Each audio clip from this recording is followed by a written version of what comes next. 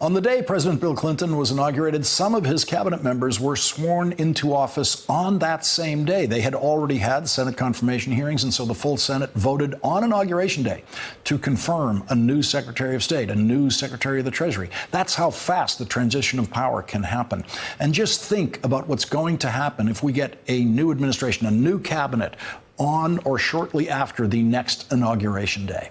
The new Attorney General of the United States is going to give Congress the full unredacted Mueller report. A year and a half from now, Congress is going to have the full unredacted Mueller report if they don't get it before that. Even if House Judiciary Chairman Jerry Nadler uses his subpoena power for the Mueller report, fighting that out in court with Attorney General Barr could take a year and a half, but that fight would be academic by then. If there is a new Attorney General, Jerry Nadler would be handed the full unredacted Mueller report on day one. So Congress is going to get the full unredacted Mueller report. The only question is, will Donald Trump still be president when they get it? Same thing with Donald Trump's tax returns.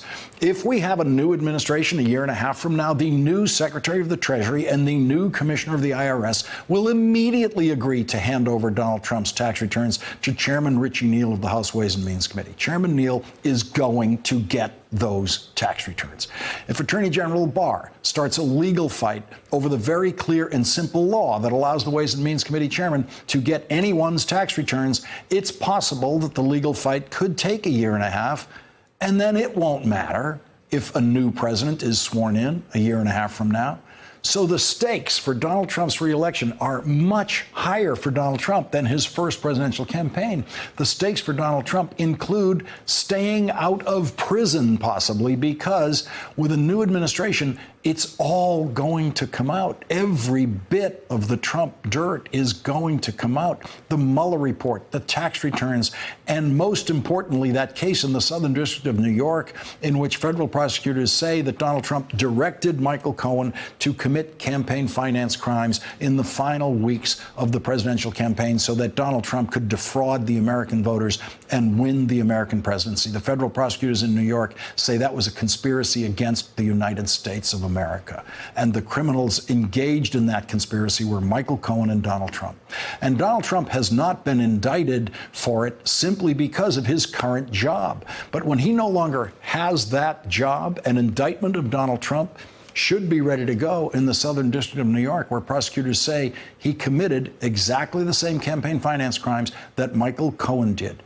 You can be sure that a new president's first U.S. attorney appointment will be the U.S. attorney for the Southern District of New York. A new president would want to have her own or his own U.S. attorney in that job as fast as possible to decide what to do about the United States of America versus Donald J. Trump. That's what the case would be called.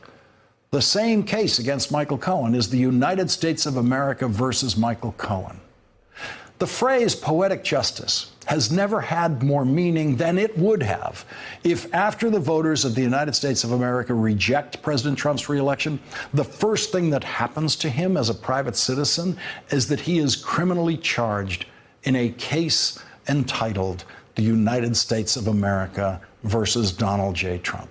But this is the one thing that we can be virtually certain won't happen if Donald Trump becomes a private citizen again on the afternoon of January 20th, 2021. And the reason it won't happen is that on the morning of January 20th or late at night on January 19th, Donald Trump will become the first president of the United States to pardon himself. The president's pardon power is absolute. Donald Trump was thrilled when he discovered that. There's nothing in the Constitution that says the president cannot pardon himself. And so along with pardoning Trump associates or family members who he feels like pardoning, before he leaves office, Donald Trump would very specifically pardon himself for the crimes that the federal prosecutors in the Southern District of New York say Donald Trump committed to win the presidency. And history would read Donald Trump's pardon of himself for what it would be: a confession, an admission of guilt.